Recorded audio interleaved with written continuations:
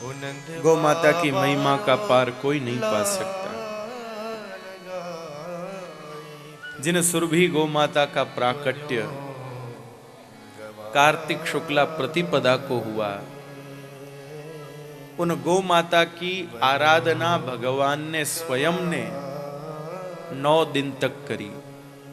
कार्तिक शुक्ला प्रतिपदा से लेकर के कार्तिक शुक्ला नवमी तक, अक्षय नवमी जिसको कहते हैं, उस अक्षय नवमी तक भगवान श्री कृष्ण ने स्वयं सुरभि गौ माता की आराधना करी। श्री सुरभ्यै नमः, श्री सुरभ्यै नमः इस मंत्र का सर्वप्रथम जप करने वाले भगवान श्री कृष्ण हैं। और 9 दिन तक सिर्फ सुरभि गैया के दूध का ही पान करके ठाकुर जी ने सुरभि गौ माता की उपासना करी। इसलिए देवी भागवत महापुराण में कार्तिक शुक्ला प्रतिपदा से लेकर के कार्तिक शुक्ला नवमी अक्षय नवमी तक का जो काल है, उसको गो नवरात्र के रूप में कहा गया कि यह जो काल है गो नवरात्र के रूप में माना जाए। इस गो नवरात्र में गो उपासना की विशेष महिमा है। इस गो नवरात्र में गो माता के मंगलमय नामों से यज्ञ हो, गो माता का संकीर्तन हो, गो कथाएं हो, भागवत कथाएं हो, जगह जगह गाय की चर्चा हो, गो माता का पूजन हो, करुणा निधान। इस प्रकार यहाँ गो नवरात्र का अनुष्ठान भगवान श्री कृष्ण ने संपन्न किया। उसके बाद यहाँ गो नवरात्र का अनुष्ठान लुप्त जैसे हो गया। लेकिन सन 2011 में पथमेड़ा गौशाला, जिसके पूज्य महाराज श्री यहाँ विराजे थे अभी कुछ देर पहले, उनके नेतृत्व में और पूज्य मलुक पीठ वाले महाराज जी की सन्निधि और उनकी प्रेरणा से, उनके मार्गदर्शन में 2011 में पथमेड़ा गोधाम की एक प्रधान शाखा मनोरमा गोलोक तीर्थ नंदगांव, जो राजस्थान के सिरोही जिले में स्थित है, वहां पर उसी अनुष्ठान को 5200 साल बाद किया गया। ज्ञात सूत्रों में तो 5200 साल के बाद पहली बार वापिस वो हुआ। उसके बाद प्रतिवर्ष वहाँ गो नवरात्र का अनुष्ठान पथमेड़ा में भी होता है, नंदगांव में भी होता है, और हजारों गो भक्त अपने अपने क्षेत्रों में अपनी गौशालाओं में भी करते हैं। हम आप लोग भी चाहें तो उस पवित्र काल में गो उपासना अपने अपने क्षेत्रों में कर सकते हैं। गौ माता से संबंधित विशेष उत्सव महोत्सव आदि भी अवश्य करने चाहिए इस काल में, कार्तिक शुक्ला प्रतिपदा से लेकर के कार्तिक शुक्ला नवमी तक। जिन लोगों के लिए संभव हो तो इस 9 दिनों की अवधि में सिर्फ गव्य पदार्थ लेवे। गव्य पदार्थ माने सिर्फ गाय के दूध, दही, घी, इसी का ही आहार लेवे और कोई दूसरा खान पीन कुछ दूसरा न करे। गव्य पदार्थों का आहार करे, प्रेम से श्री सुरभ्यै नमः, श्री सुरभ्यै नमः इस मंत्र का यथेष्ट जितनी भी संख्या में जप कर सके, जितनी मात्रा में जप कर सके जप करे, और नाम संकीर्तन करते हुए पवित्र दिनचर्या व्यतीत करे। यह भी कार्य किया जा सकता है। करुणा निधान, अब हम लोगों को अपने दैनिक चर्या में, अपनी जीवनचर्या में, अपने उत्सवों में गौ माता को शामिल करना शुरू कर देना चाहिए। तब ही संतों की पीड़ा मिटेगी। कल मैं बात कह रहा था, उस बात को कहा भी, लेकिन फिर से दोहराता हूँ, संतों की पीड़ा क्या है? गाय मंदिरों से गई, मठों से गई, साधु संतों के आश्रमों से गई, घरों से गई, खेतों से गई। इस बात की चिंता जितनी है उससे भी कई गुना अधिक चिंता ये है कि गाय हमारे मन से ही चली गई। हमारे मन में ही गाय के लिए कोई जगह नहीं रही भाई, हमारे मन में ही गाय के लिए कोई स्थान नहीं रहा भाई। हम लोग गाय के लिए कुछ सोचते ही नहीं, कुछ सोचते ही नहीं भाई। ये तो आप सबका भाव है, श्री नंदू जी भैया जी का इतना भाव है कि जिन्होंने ये गो कथा का आयोजन किया। बाकी कितनी गो कथाएं हो रही है पूरे कुंभ में। वर्तमान समय में गौ माता के प्रति जो समाज का रवैया है, जो समाज में स्थिति है, उसको देखते हुए तो हर पंडाल में गो कथा ही होनी चाहिए, कोई दूसरी कथा होनी नहीं चाहिए। लेकिन वही बात है कि भाई डोकरी के कहने पर हलवा कौन बनाएगा?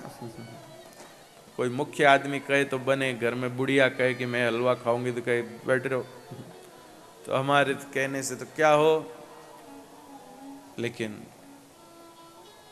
मैं तो एक दिन ऐसे ही लेटे लेटे सोच रहा था कितना अच्छा होता, हर पंडाल के बाहर गौ माता का चित्र लगता, हर पंडाल के अंदर बाहर गौ माता का चित्र लगता, उसके ऊपर गौ माता से संबंधित जो विशेष विशेष बातें वो लिखी जाती।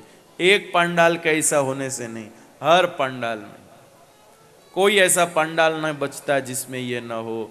तो लाखों करोड़ों लोग दिन भर इधर उधर घूमते हैं, जब जगह जगह उनकी दृष्टि में गाय गाय गाय गाय, इधर भी देखो तो गाय, गाय की सेवा से ये होता है, इधर देखो तो गाय का दूध इतना लाभकारी, इधर देखो तो गाय ये, इधर देखो तो गाय ये, जब जगह जगह उनको गाय गाय गाय, कुछ ना कुछ तो भाई मानसिकता में असर पड़ता है।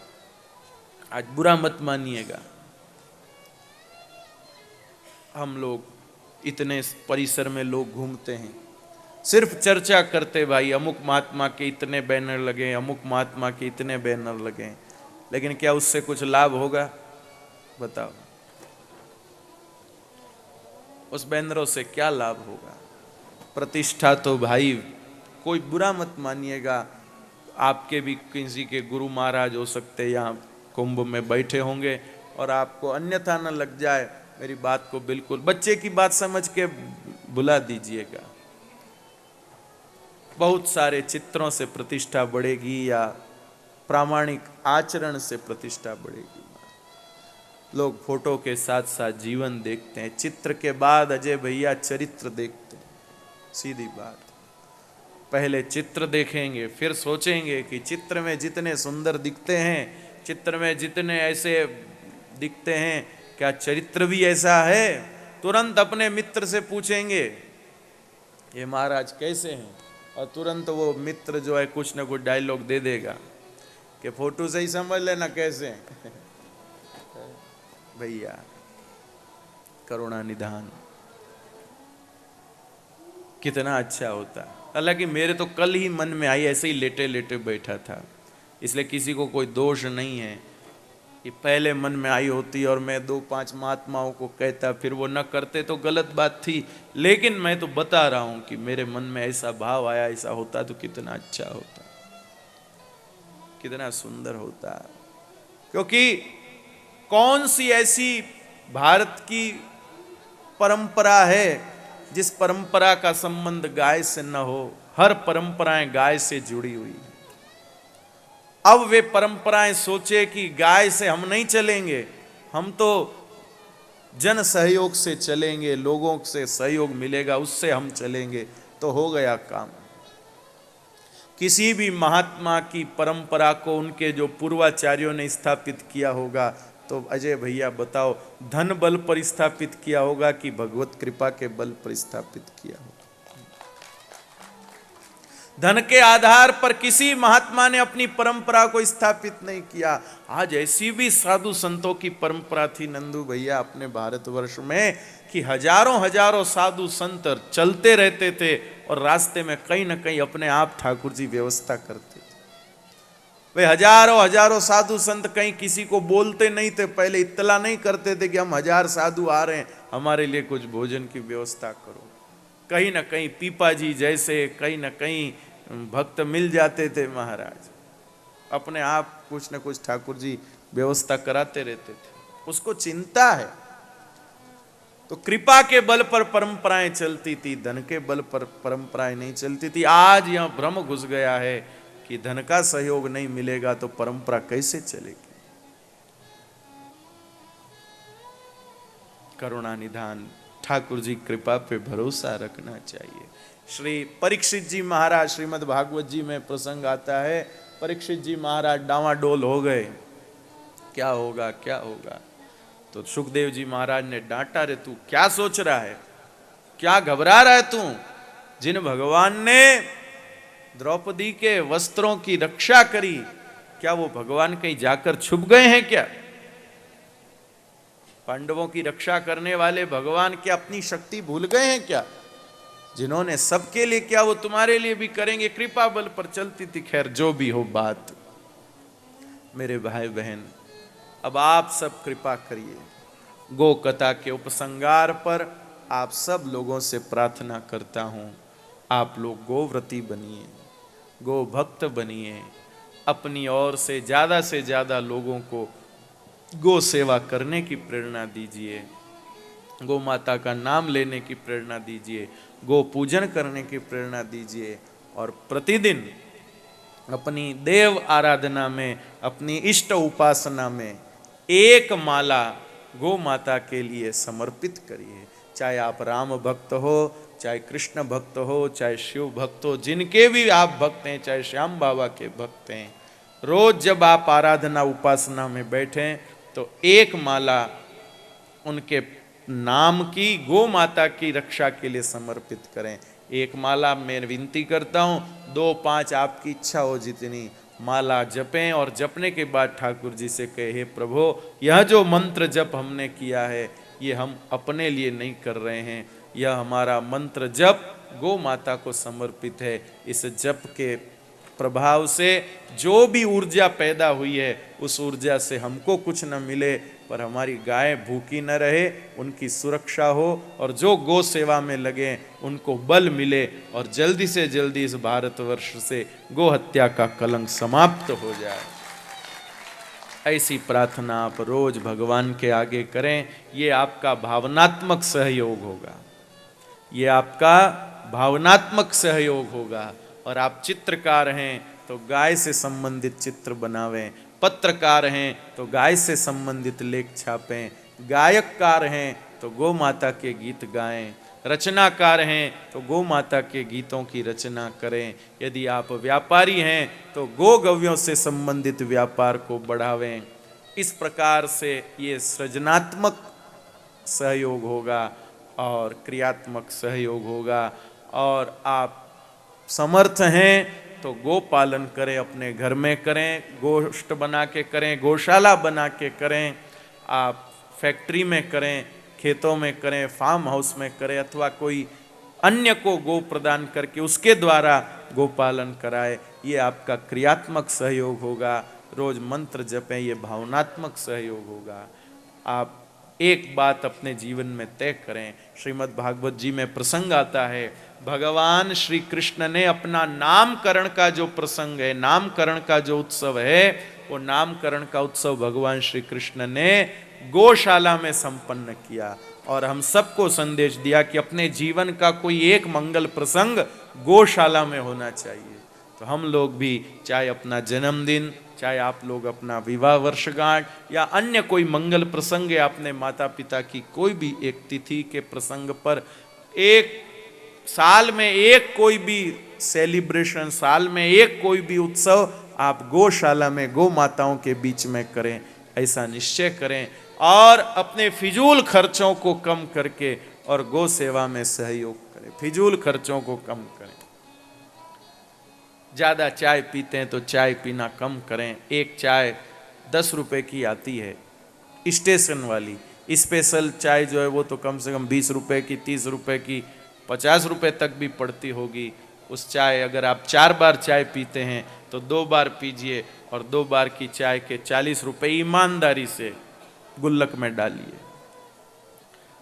साल में कपड़े खरीदते हैं, अगर साल में 10 जोड़ी कपड़ा खरीदते हैं तो 5 जोड़ी खरीदिए। 5 जोड़ी कपड़ों के जो पैसे बचते हैं वो गौ सेवा में करिए। आप लोग इस प्रकार त्याग पूर्वक गौ सेवा करेंगे तो आपके बच्चों को भी प्रेरणा मिलेगी।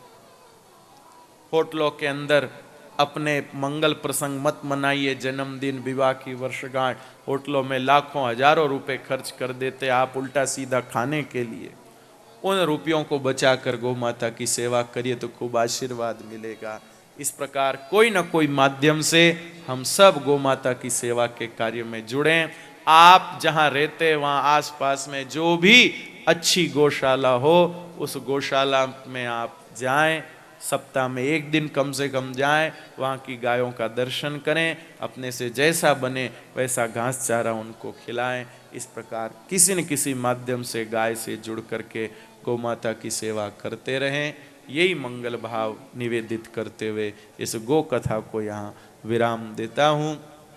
भगवान ने कृपा करी, महाकाल बाबा ने कृपा करी, पूज्य नंदू भैया ने कृपा करी, जो हमको वाणी पवित्र करने के लिए गौ कथा की ये आज्ञा करी, और हमने जैसा भी बना अपनी वाणी को पवित्र करने के लिए गौ माता का गुणगान गाया है।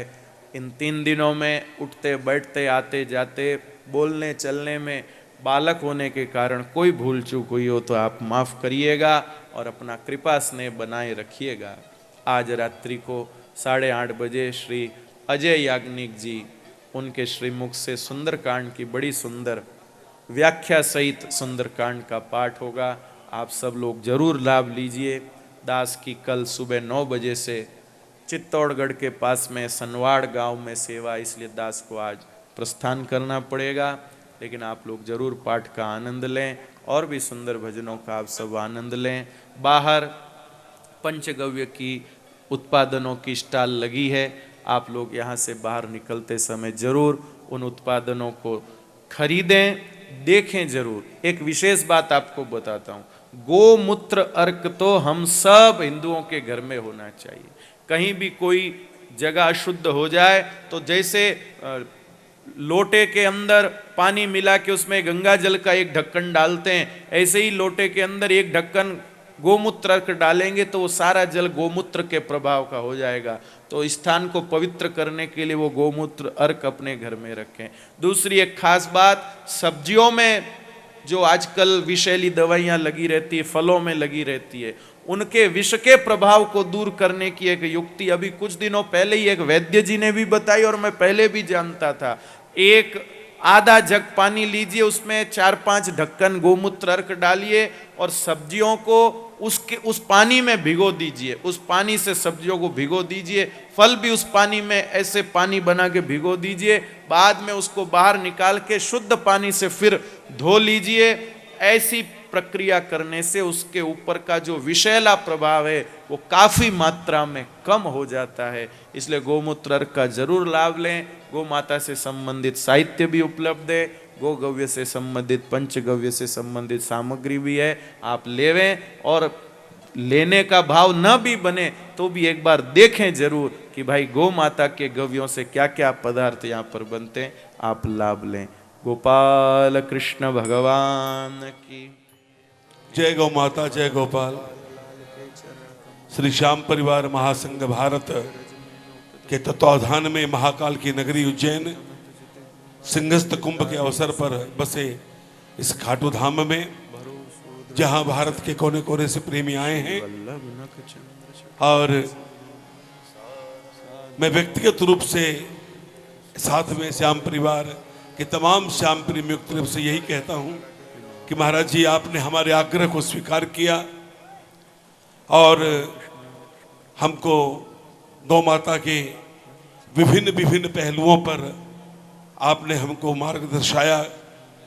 एक श्याम प्रेमी के नाते मैं एक बात का जरूर सबको संदेश दूंगा कि हम बाबा की सवामनी करते हैं, वो गौ माता के घृत से हो, चूरमा उसका बने। विशेषकर जो हम बाबा की जोत लेते हैं 12 के दिन, या प्रतिदिन भी कई घरों में बाबा की जोत ली जाती है, तो हम एक बात तो बहुत आसान है। एक बात आपने कि महाराज जी गाय मन से गई, इसमें दो मत नहीं, कई जगह की ऐसी हुई, लेकिन अब सबसे पहली बात है हमको गाय को मन से स्वीकार करना है। उसके लिए पहला है, खास करके श्याम भक्तों के लिए, क्योंकि ये पंडाल भी श्याम भक्तों के द्वारा श्याम भक्तों के लिए है, बाबा श्याम विराजित हैं। तो मैं श्याम भक्तों से ही विशेषकर बात करना चाहूंगा आज कि हम एक काम तो कोशिश कर सकते हैं कि जो कंडे होते हैं वो हम देसी गाय के गोबर के उपलब्ध करा सकते हैं। वो बहुत बड़ी बात नहीं है।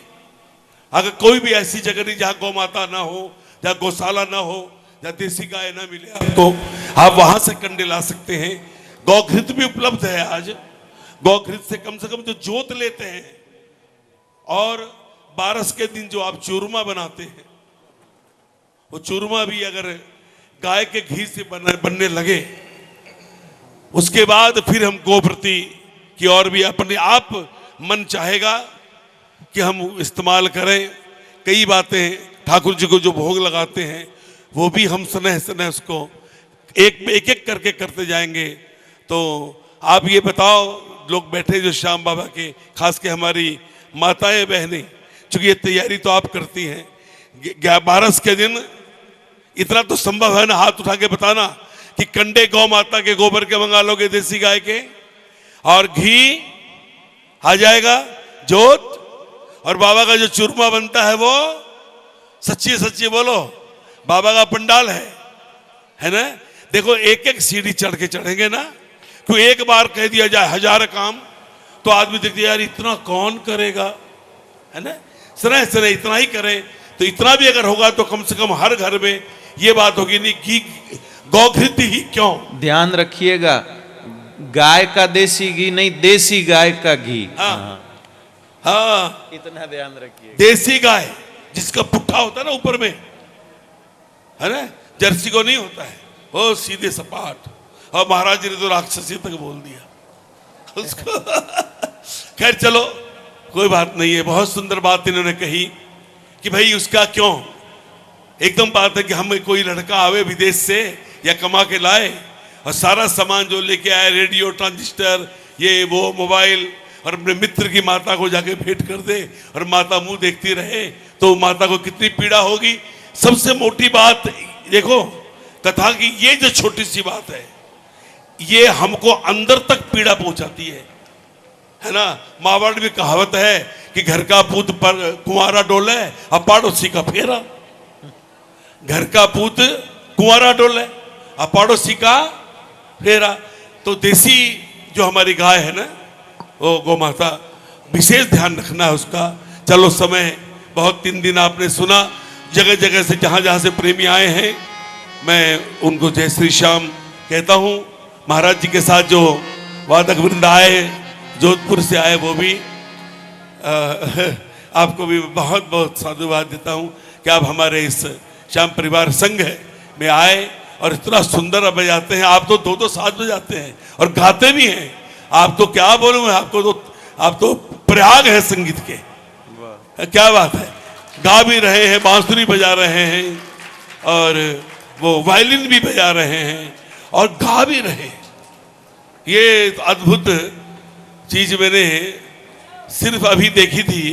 एक जगह मैं गया अभी बेंगलोर, अभी 18 अप्रैल को, तो वहाँ एक थे बड़े फनकार, बहुत सुंदर। तो मैं सोच रहा था कैसा, तो आपको देख करके बहुत अच्छा लगा।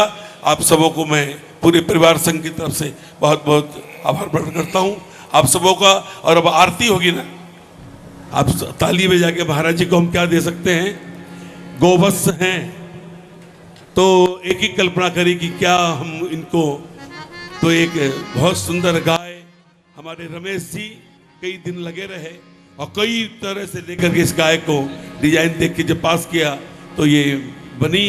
और ये सब देखो आप, है ना, तो हम क्या महाराज जी।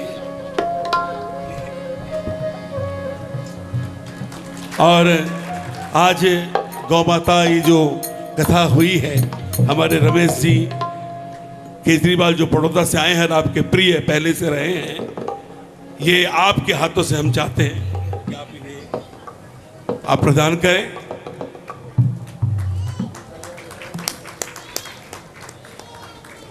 जोरदार तालियों से स्वागत करें। बहुत सुंदर, बहुत सुंदर। जी जी। आरती मुझे गैया ज़्यादा मैया। महाराज जी मुझे बोलना नहीं आता, मैं तो भजनानंदी हूँ। भजन जितना करा लो, लेकिन बोलना तो वक्ता तो आप है, मैं तो वक्ता नहीं हूँ, मैं तो भजनानंदी हूँ। बस मेरे दिल के भाव को आप एक शब्द में मोटी मोटी किताब के रूप में समझ लेना कि मैं आपको क्या बता, क्या आभार प्रकट करूं। मैं अपने दिल के भाव प्रकट नहीं, शब्द नहीं मिल रहे हैं।